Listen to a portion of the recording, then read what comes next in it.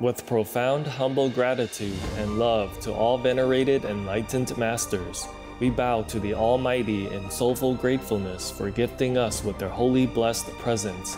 May all beings be awakened by their divine grace. Part 2 of 4.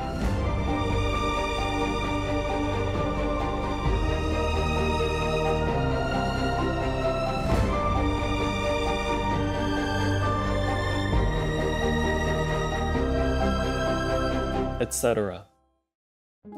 Our programs offer many languages. Please visit suprememastertv.com/schedule and suprememastertv.com/BMD. Наши программы предлагают много языков. Пожалуйста, посмотрите suprememastertv.com, /schedule и suprememastertv.com, /BMD.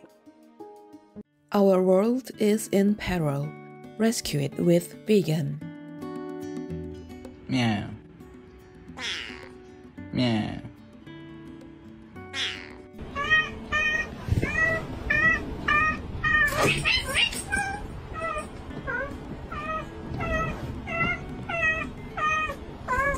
What?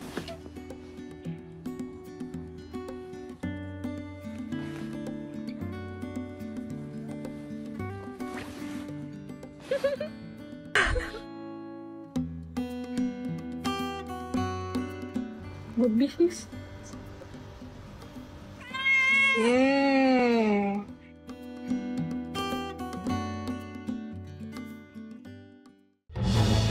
Peace is happening around our world.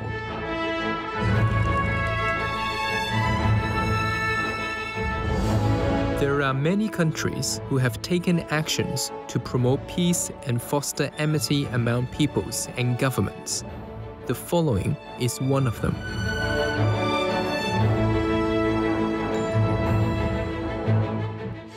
Etc. The most powerful daily prayer for any time and before meditation, which is the order from God, and Supreme Master Ching Hai shares with us by His blessed grace. We humbly worship, praise, thank, obey, and love God Almighty, the Most High, the greatest, for world vegan, world peace, and our soul liberation. We thank, love, praise the only Son of God, who is the ultimate Master for our salvation. We follow the teaching of all the saints and sages. We thank, love, and praise them, who are the representatives of God for our spiritual elevation.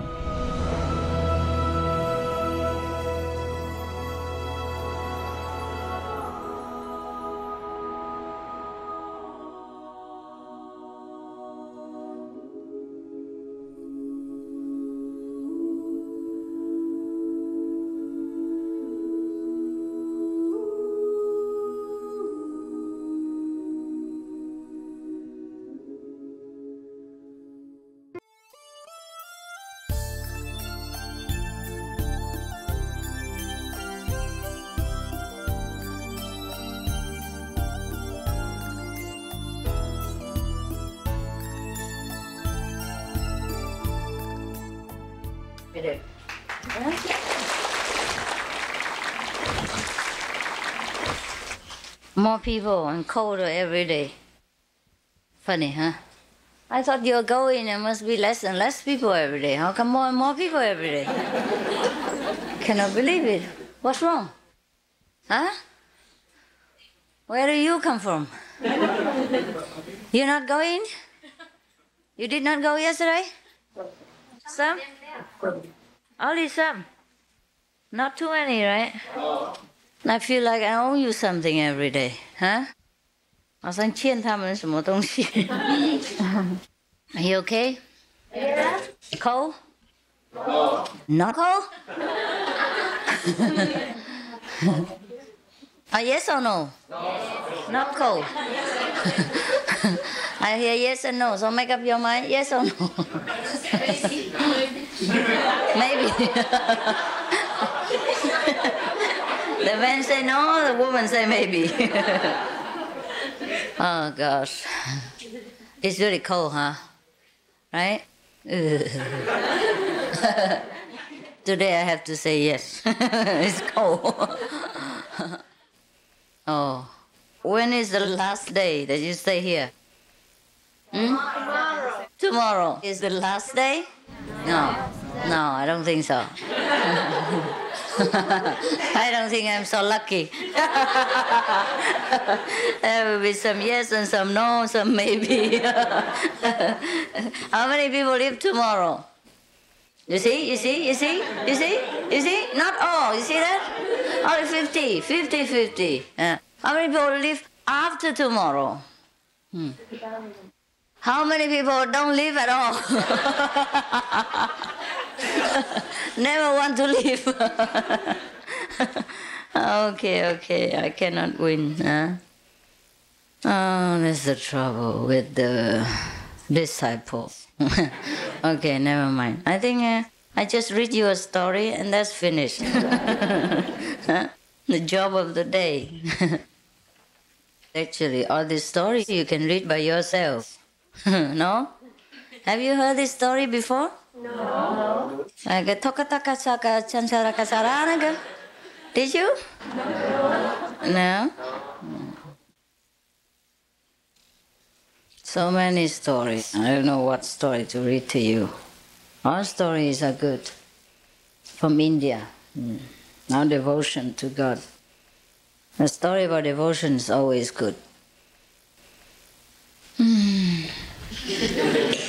Meanwhile, you can look at me, huh? You complain that you don't look at me enough, so look. Just look, huh? Right? Okay, it doesn't matter, huh? I think I'll read this one, huh? There are many similar stories anyhow. If you don't understand English, you should find somebody who understands English next to you and translate it for you, okay? Tin Hồng á? Find an English person to blah blah into your ears. Not into my ears. Then I don't know whether he said it wrong or right. I will not lose my inspiration. Okay. This is the story of how good it is to be charitable. You know, the benefit of charity. You know what charity is, right? Yes. Right. Charity, it means every day you cook something and then offer to yourself. Because God is within you. So if you offer to God, means you offer to yourself. Okay? Is that right? Yes. Now, at the foot of the Gadamadana Palaya mountain, Indian, you know, where everything is adadadana, just like how you say, Japanese, everything is kono koko. Now, at the foot of the Gandamadana Chamalaka mountain, I read wrong every time, different mountain every time. The same mountain, okay? Same like the first time. There lived an old woman. You know what an old woman is? Yeah? If you don't know, look at me.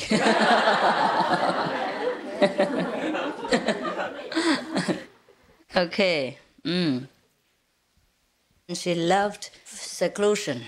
Must be a very great practitioner, no? Seclusion. What you know what seclusion is? Huh? No, you don't. Now you're living in seclusion. For example, you came from America, Korea, come here to stay here with yourself.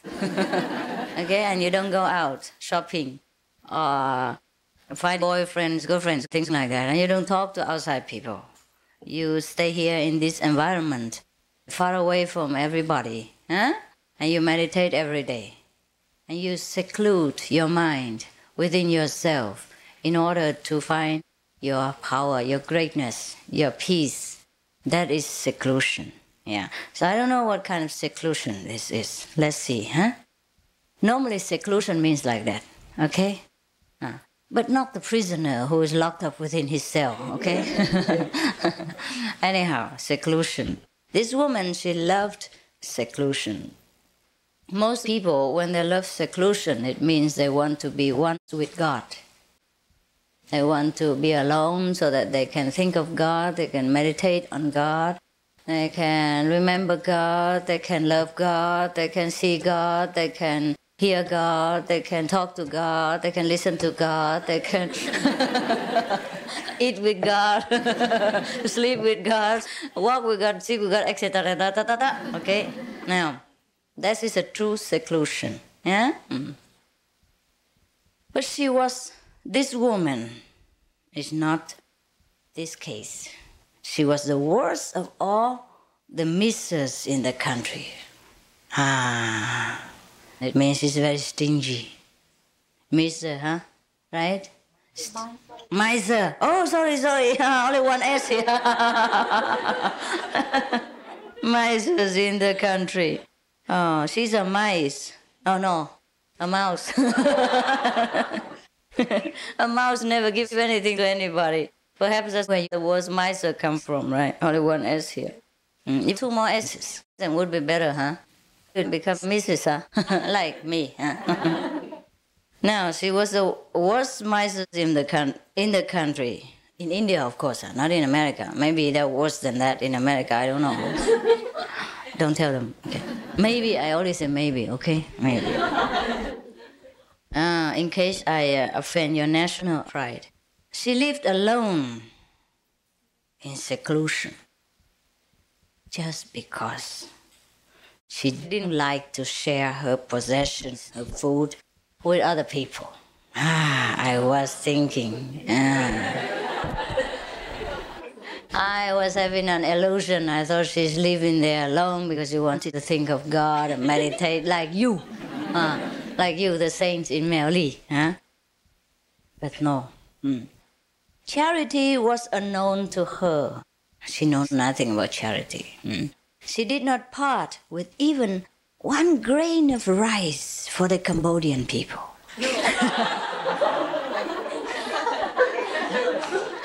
During her lifetime, never ever did she give anything at all. Not even her cleaning mop. When it's worn out, she would repair it or keep it somewhere in case. Yes, I never give it to anybody. Now there is a god called Lord Vishnu. You know Vishnu, huh? Second word God, huh? Perhaps. And he watched with interest the life and action of this famous old lady. He found that she was to die soon, after New Year. After she eats the first rice cake, she's probably going to choke to death. Actually, there are many Japanese old people who choke on rice cakes during New Year's festival. Make sure you don't eat too much rice cakes, okay? You know the sticky rice cake? Yeah. I don't know how they can choke on it, but actually somebody did. Maybe this lady would choke on rice cakes, sticky rice cakes, on New Year, and she died soon, okay? And Lord Vishnu saw that she had only 3 more days of her life on earth. How good. So that people could share some of her possessions after she's gone. Lord Vishnu, therefore, called Kakabusandi Ananda Maharaja to his side and said to him, "My very dear beloved Busandi Ananda Maharaja, look at this old lady. She has not done even a little of charity during her life. She has been miserly all throughout her entire existence. You go and try to snatch something from her at least today, because tomorrow she has to die."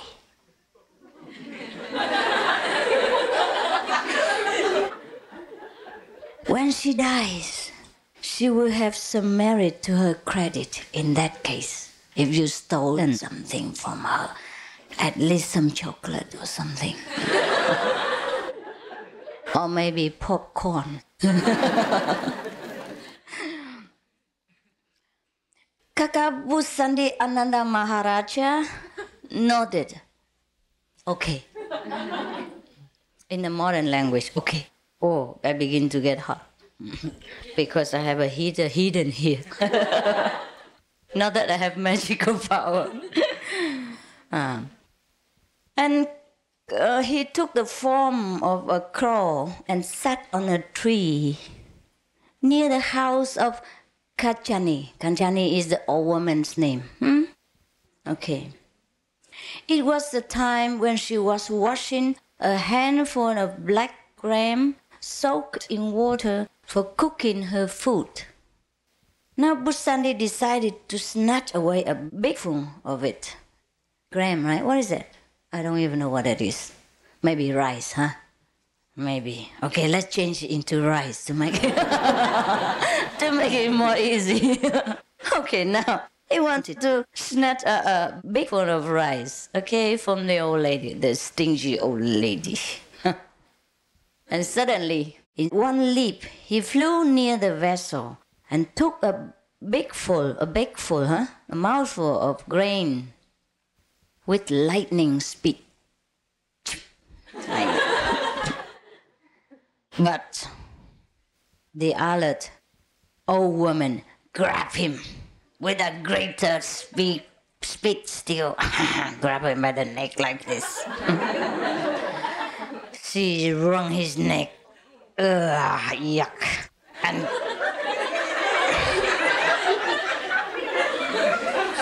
And kept it twisted so that the grain did not slip down to his stomach. Yeah. I didn't read this story before. I'm sorry to pick it on New Year for you.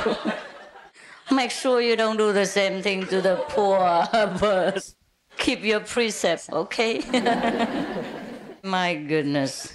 Meanwhile, with her other hand, she parted the beak, right?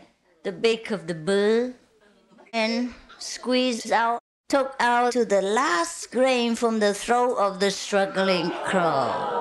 Oh. Really, she deserves an award from us, huh? Right? The most miserly woman in the world, right? In history. Kanchani is the old woman's name. Okay. It was the time when she was washing a handful of black gram soaked in water for cooking her food. Now Busandi decided to snatch away a bigful of it. And suddenly, in one leap, he flew near the vessel and took a mouthful of grain with lightning speed. But the alert old woman grabbed him with a greater speed still. Grab him by the neck like this. She wrung his neck. Yuck.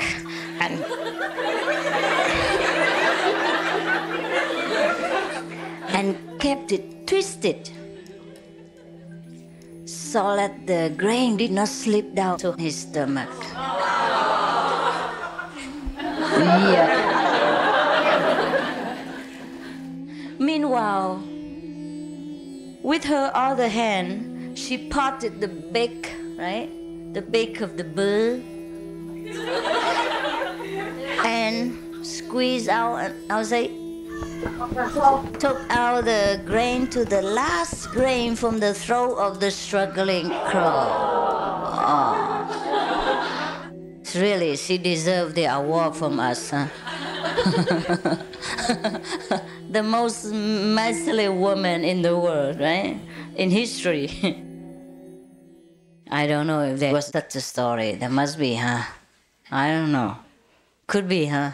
Some people are so thoughtless, I'll say, arrogant and stingy, stupid, cruel, cold-blooded. All right. Kakabusandi Ananda Maharaja struggled for his life.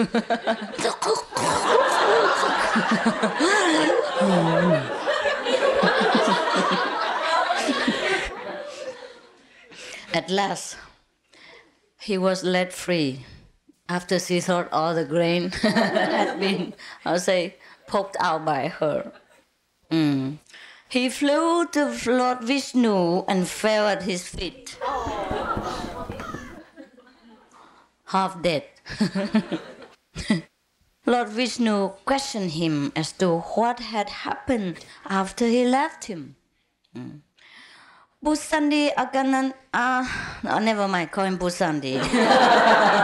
Spell his last long name. Gasped out the whole story, pantingly, and said, "Oh Lord, oh my God, God Almighty, Jesus Christ." I was almost strangled to death. I could not succeed in my mission. I'm very sorry. But I could not get even a grain of food from that wretched old woman. Then the Lord Vishnu said, "Oh, Busandi, do not say so. Come, let me examine your mouth."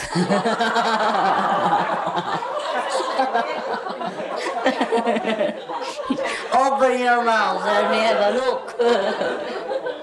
So, Busandi opened his beak like this.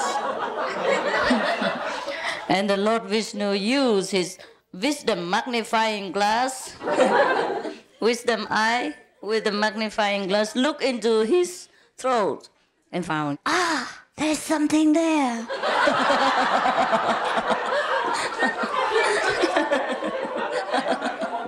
What is it? Let me see what it is. I don't even know what it is.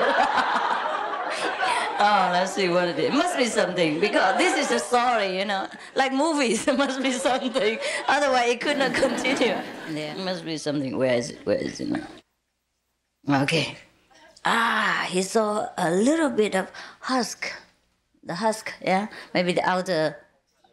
the outer skin shell of the grain, right? Of the rice or whatever that was. Sticking to his palate. Thanks God. At least he has not wasted his time and struggled for nothing. Look, Busandi, there's a small bit of husk sticking to your palate. I'm satisfied. The Lord Vishnu say, "Oh, the Lord is easy to satisfy." If we knew that, we wouldn't have to meditate so long every day. Tell him we just put our bottom on the cushion, that would be fine. Better than nothing, since he's so satisfied with even a piece of husk. Huh? Okay, so now, the old lady has earned some merit. Oh, blessed be the Lord Vishnu, so compassionate and loving and merciful. Okay, now he said, "Busandi, when she goes back to the world after her death, let her be fed on the husk of the particular grain which was found sticking to your palate." So the old woman will be eating that all her life long. It must be tasty. And then the Lord, so saying, disappeared. Great and marvelous are the benefits of charity and righteousness, even involuntarily. Infinite and overwhelming is the love and compassion of Lord Vishnu. Such is the mysterious potency of even the least act of kindness and charity. Probably she didn't want to take it out because she knew it was useless. There was not much there, Okay, let him have the little husk. That the fruit of it will cling to you and save you in your life beyond. the Lord Vishnu himself, in his great love, creates opportunities for the redemption and deification of the sinning human. Man has to grasp such opportunities as veritably God-sent. When the old woman, who didn't know meritorious act, was ordained to get bread made of husk, what would be the result of your hundreds of meritorious acts of feeding the poor, clothing the naked, relieving the distress of others, and comforting the sorrowful? Understand? Even if she had just let a little bit of husk stick in there, all her life she will be eating bread made out of it. So at least she has a lot of things. And if we give people a lot more things, how much would we have? That is the conclusion. That's the meaning of it. Okay. Never mind. We don't have to say further. Everybody knows already. I often tell you helping others is helping yourself. It's a pity that not many people in the world know this. That's why in the last few days, New Year's Day, we made an award ceremony. So to remind the people of this country and of the world of the noble action of charity. Because only by being charitable and loving can one rescue oneself from misery in the later life to come. If one has not met a master to be liberated in one lifetime, one must be reborn again. And it is better to be reborn in a plentiful environment with not so much suffering, like lacking of comfort, like food, clothing, house, shelter, and every other necessity of life. And therefore, I encourage other people to practice charity, not because I need them to help me to help others, but it is for themselves because they need it. Because they never know whether next life they have enough merit to live such a comfortable life again, like they do in Taiwan now. So it's better they continue to sow the good deeds. That is if they don't see any master, when one sees the master, whether one does good deeds or no good deeds, one still practices meditation and the merit is enough to liberate you. We don't have to come back again to enjoy a good or bad life, so no problem. Capish?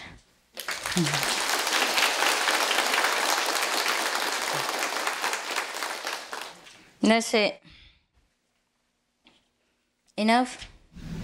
No. What do you mean no? When you say no, you mean maybe, right? Okay, let's see what's the next one.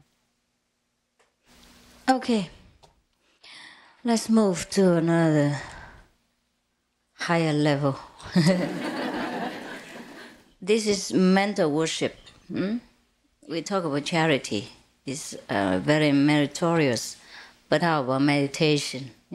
How about prayers? How about mental worship in the Lord instead of doing charity? Or together with charity, okay? Mental worship means a devotee, a follower, doesn't use any external objects such as flowers, incense, drums, gongs, or statues, food offerings, etc. to worship. Now, Arjuna, you remember Arjuna? The devotee of Lord Krishna. It is recounted in the Bhagavad Gita. You know, Okay. Arjuna was very fond of doing long and ostentatious external worship of God. He had a spacious worship room lit up with countless lights. He used gold and silver vessels. He spent several hours in ceremony and worshipped Lord Shiva. He would sit for many hours and throw cartloads of flowers, like our car, busloads of flowers at the image of Lord Shiva. You know Lord Shiva? Yeah, one of the Hindu gods, Brahma, Vishnu, and Shiva. Shiva is supposed to be the Lord of destruction. Actually, he destroys evil. He doesn't destroy good people. Okay, destroyer doesn't mean destroying a good creation. It destroys only evil. Okay, now there was a brother of Arjuna called Bhima. He never sat to do any worship. He never went to the temple. He always goes to Meli.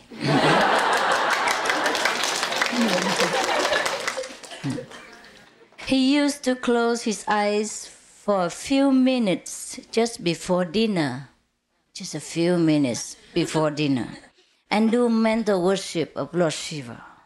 Perhaps just like the way you do. I know every time you get the kangbei, you just like this. I don't know what you do.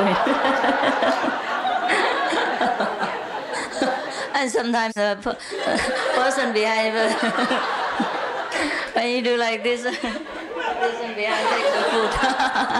Stole some food from you and you don't even know. He closed his eyes a few minutes just before dinner and did mental worship of Lord Shiva. Perhaps he makes offerings, or recite the 5 names or something like that. Okay. Arjuna thought that he was a great devotee of the Lord and that he was highly pious and devoted. He thought that his brother Bhima had no devotion. Therefore, he looked down upon him with contempt.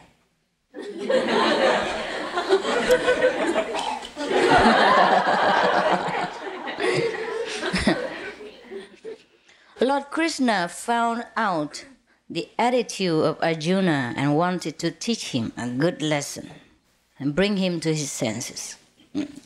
He proposed to Arjuna to take a trip to Mount Kailas, the abode of Lord Shiva. You know where Mount Kailas is? I also don't know. I heard that it is in Tibet or somewhere in the Himalayas, one of the holiest mountains.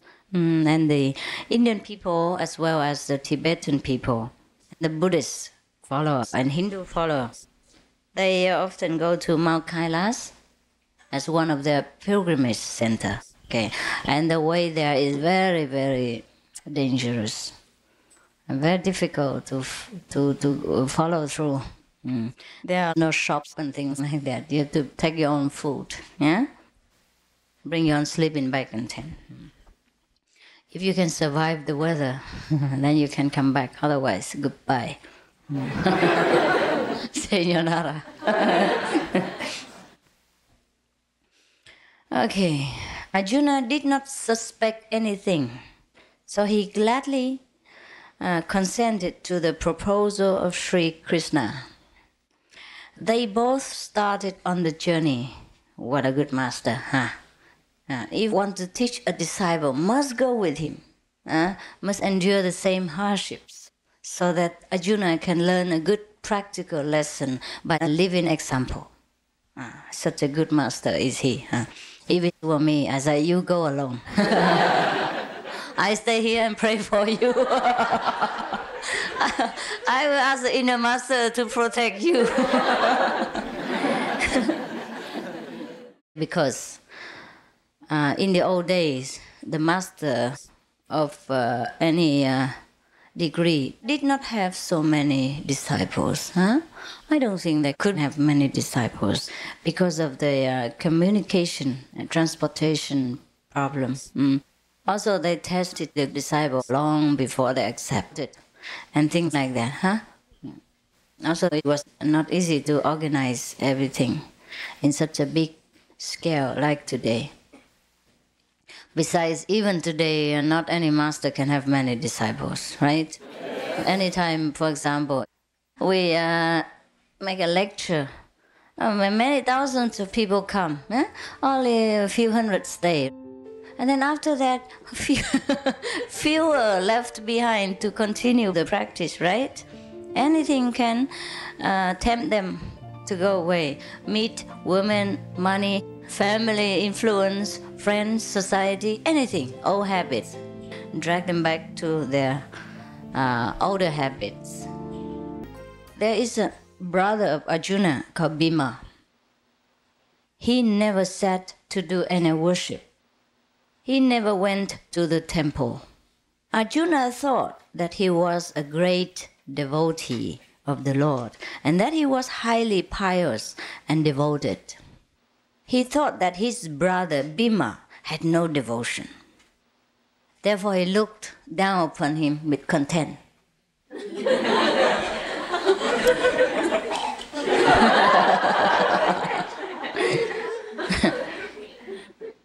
Lord Krishna found out the attitude of Arjuna and wanted to teach him a good lesson and bring him to his senses. He proposed to Arjuna to take a trip to Mount Kailas, the abode of Lord Shiva. Arjuna did not suspect anything, so he gladly consented to the proposal of Sri Krishna. Now, they both started on the journey to go to Mount Kailas. I told you already, it's not a fun place to go. It's a very, very long journey, and walking through landslides sometimes, snowing through, mountains deep of snow. Very difficult. Many people go and don't come back. Well, actually, anywhere in Himalayas is difficult to go. But Kailas is longer journey, that's all. It takes longer time. Otherwise, anywhere you go in Himalayas, it's only like a trekking path, you walk one footstep after another. The path is sometimes very narrow and dangerous, wet and snow and cold, and you don't have anything. Sometimes it's difficult to make a fire in such a high altitude, because the atmosphere is different. The fire is difficult to start, and then when it starts, it's difficult to boil. That's why most of the time I ate raw food. Yeah, whatever I found, I just eat. No need to cook. Takes too long. Sometimes it doesn't cook. Takes one day. Okay. Now, when they are on their way, they met a man dragging a cart loaded with flowers of diverse kinds. Arjuna asked the man where he was taking the flowers to, but the man kept silent, as he was very much absorbed in his work, very concentrated. Not like you when you sit in meditation. Is Master around? Is she coming yet? It's 6 o'clock already, why hasn't she come?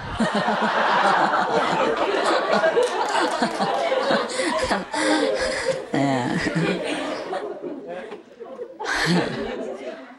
So Lord Krishna said to Arjuna, "Let us follow the man and find out the things for ourselves." Arjuna agreed, and they both followed the man. They saw him empty the cart by the side of a huge heap of flowers, which was as big as a hill of Shihu Daochang. They further saw several hundreds of carts, all loaded with flowers, approaching the same spot and emptying their contents there, all the flowers, from so many different hundreds of carts, emptying in the same place. There was a huge mountain of flowers, fresh flowers there. Arjuna became more and more curious. He could not control his curiosity anymore. So he asked the man, "Please tell me where these carts of flowers come from." None of them bothered to reply. But one man said, after repeated questioning from Arjuna, "Venerable sir, kindly do not disturb us. We are too busy with our work. We have no time to talk to anybody." We have brought only 750 carts of flowers, and more than 750 more are still in the temple. They are all the flowers with which one Bhima, a son of Pandu, worshipped our Lord yesterday. Understand? That means these mountains of flowers, only half of what they have to carry out. They still half lying somewhere in the temple. And all these flowers came from Bambi. Who is Bambi? The brother of Arjuna, the lazy one. The one who never went to the temple, never worshipped the Lord, apparently, and never did anything, never gave a flower or incense to the Lord, yeah? The one that Arjuna always looked down upon as useless, yeah, as an atheist and not devoted to God. Now it is hardly 4 more hours before his worship today, and we must remove all the flowers within that time. Every day he worships, the mountain of flowers come. So they have to remove every day like so many flowers from him, yeah, from his worship. Arjuna was struck with wonder. He asked, "Is it Bhima or Arjuna that you speak of? Are you sure you didn't make a mistake? You mean Arjuna, right? Arjuna, huh? Not Bhima, no? My friend, think about it. You're mistaken. The name is Arjuna. Arjuna, A-R-J-U-N-A. A-R-J-U-N-A. Must be. So the man replied, "Oh, don't talk about Arjuna." No. Not at all, not that one. It is Bhima, his brother, who does such glorious worship with intense devotion, and not his brother Arjuna, who merely makes an outward show of his worship.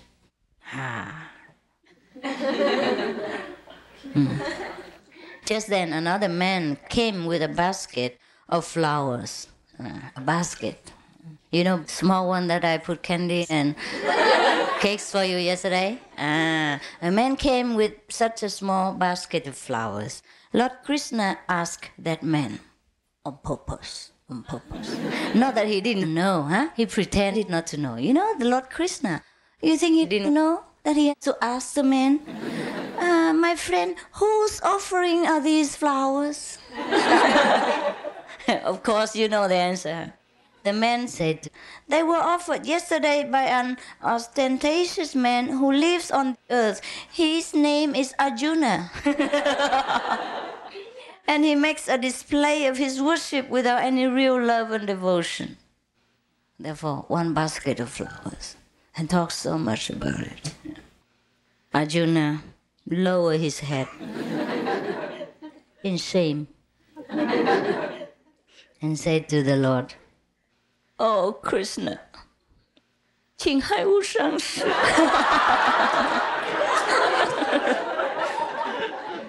Why did you have to bring me here? Huh? Let us leave this place at once. Huh? You could have pointed out my defects, my self-conceit and ostentation at home, and saved all this trouble and exertion. I do admit that I thought very highly of my worship and devotion. I treated Bhima with contempt. Just now I realized that Bhima's short meditation with sincere devotion is more valuable than all my showy worship all day long. Lord Krishna smiled.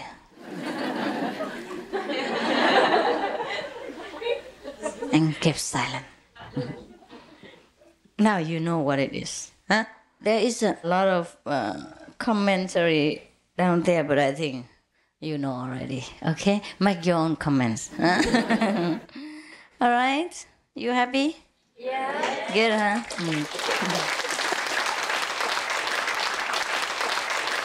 So you know, huh? In our place, huh? In our non-temple temple, huh? We don't bother with flowers and incense or drums and gongs or anything.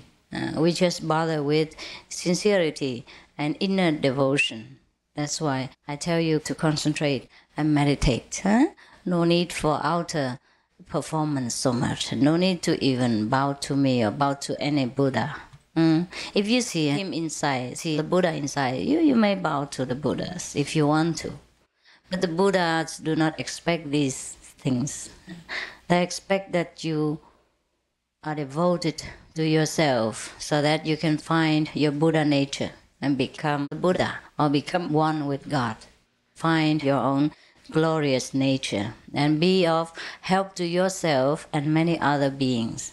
And that is what the Buddha expects from us, right? Sometimes we have flowers. You can see, huh? No high heels today, so difficult to see the master. Now, sometimes we have the flowers too, you can see, huh? It's for decoration when we have a grand occasion, right? Just to please the eyes of every living Buddha in the hall. Otherwise, we don't even have a hall, right? Okay, these are places that we repair after. You can see all the mud walls, broken mud walls still there for souvenirs. Before, the little chicken people used to run around here. And now the little Buddhas still run. Both have Buddha nature anyhow. So actually, in every religious body, they emphasize mental worship and inner devotion and not the outer ritual. So now you know you're on the right path. Yeah? Yes. Okay?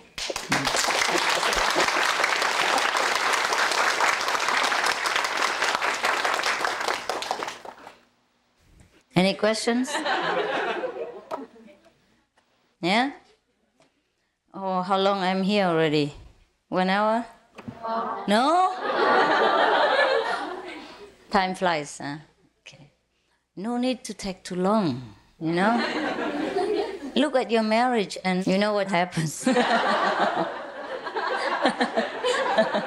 need to stay together too long and bug each other. Huh? Yes, the diamond is small, therefore it's precious. Okay?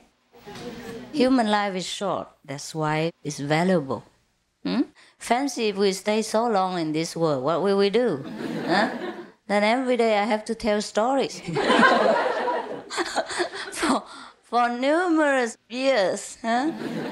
And then what to do? Huh? Then we never finish with our work, and then we never could live this world, and then we will never become Buddha. Okay, so let it be, whatever it is, okay? Quality is more important, but make sure you eat enough food. Okay? All right. So I meditate with you for a while, huh? And then, are you ready to meditate? Yeah. I told her to come down and tell you to gather together because I will come down. But she, when I phoned, she said, they already gathered before I came down. I said, what? It's only about after 5 o'clock. She said, yes, they're ready. I said, do I owe them anything? And then every time they have to come at the same hour and want something. Anyhow, I try to put myself in a good mood and come down with a smile. I keep telling myself, keep smiling, whatever happens, just keep smiling.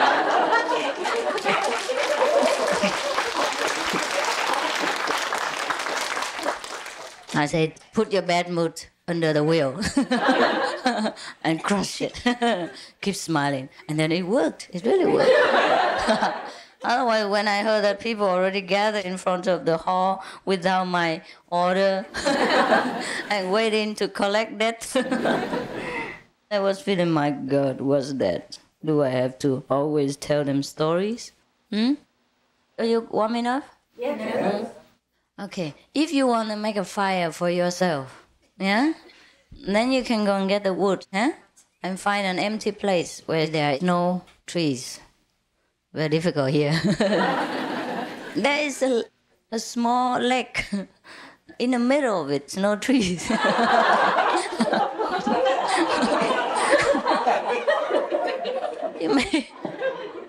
You may waddle to the middle and sit together on top of the water and make a fire. This would be fun, huh? Anyhow, I heard that many of you have miracle power. You can walk on water, sit on water, lie on water. No? Yeah? You do it every day. You lie, sit, stand, walk on troubled water. And you don't know. Make sure that your troubled water becomes no trouble. All right? To live in this world is a kind of magic power.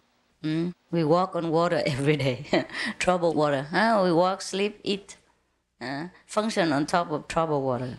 This world is like a troubled water lake.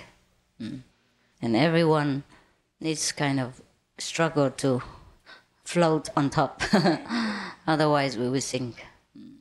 Now the meditation will help you not just keeping your head above the water, but keeping the whole body on top and healthy, happy, and not cold, not wet.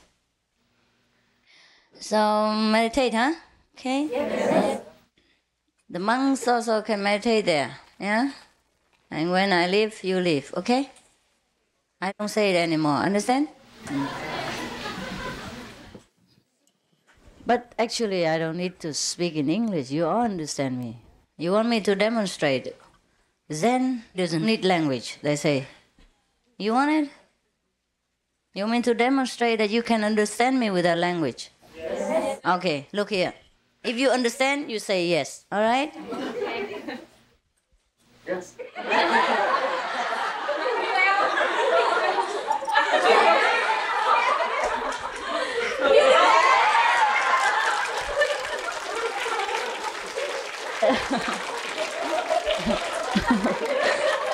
You see, so what is the use of learning any language at all? All right, so now try to learn the inner language, okay? Meditate. Turn off the lights. What I tell you is always the truth, you see? I never tell lies. Tôi đang yêu nhưng ngập ngừng giữa mộng, lòng phân vân khó tâm sự vì đâu. Nửa muốn yêu, nửa muốn tránh ngày sau, sợ tình ai như bẫy mong gió nào. Supreme Master Ching Hai, vegan, is a world-renowned spiritual teacher, humanitarian, and artist. To learn more about her compassionate life and teachings, please visit suprememastertv.com/master.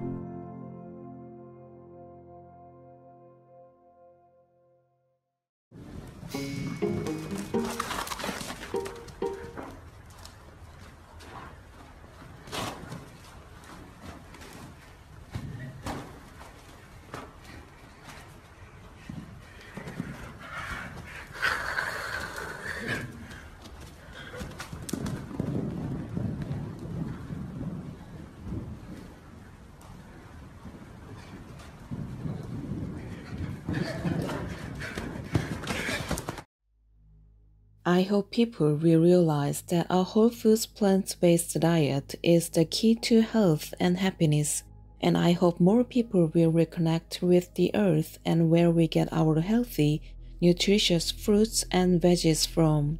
It's good for the body and for the soul. Jan Armstrong, vegan. Be vegan, make peace, do good deeds. Heaven Godspeed.